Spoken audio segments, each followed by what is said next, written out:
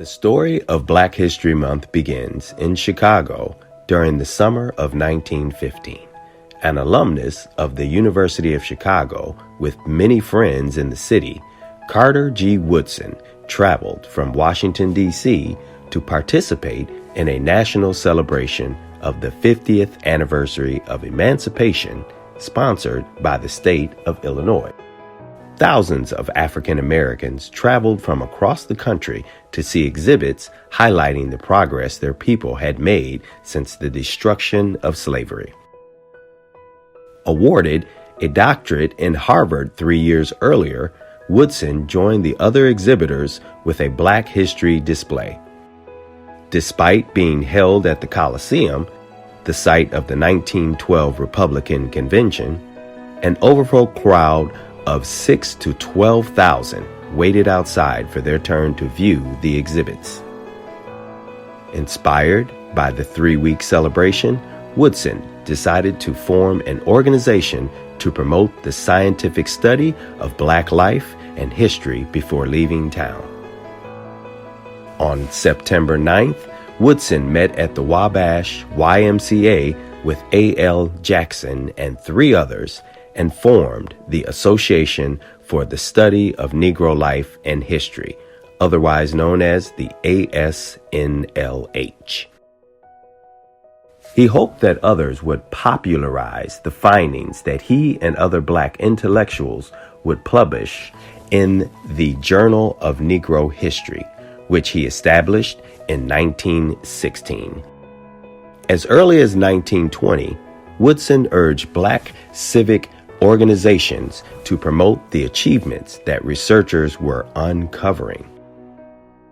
A graduate member of Omega Psi Phi, he urged his fraternity brothers to take up the work.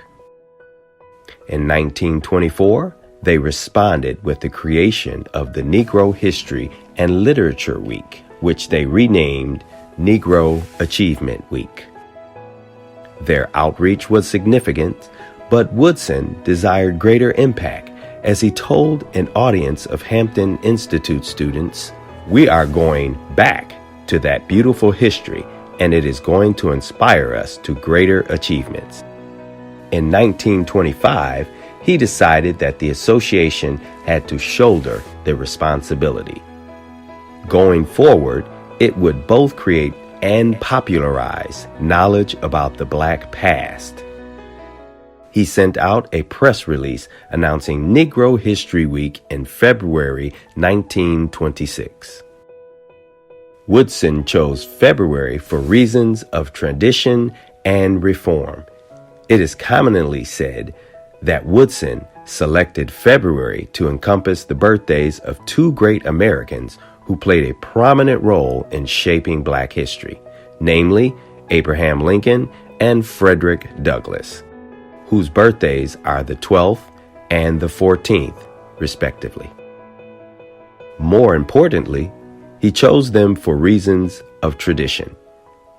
Since Lincoln's assassination in 1865, the Black community, along with other Republicans, had been celebrating the fallen president's birthday. And since the late 1890s, Black communities across the country had been celebrating Douglass. Well aware of the pre-existing celebrations, Woodson built Negro History Week around traditional days of commemorating the Black past.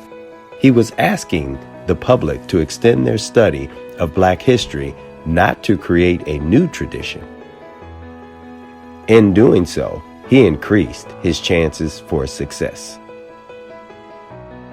The 1960s had a dramatic effect on the study and celebration of Black history. Before the decade was over, Negro History Week would be well on its way to becoming Black History Month.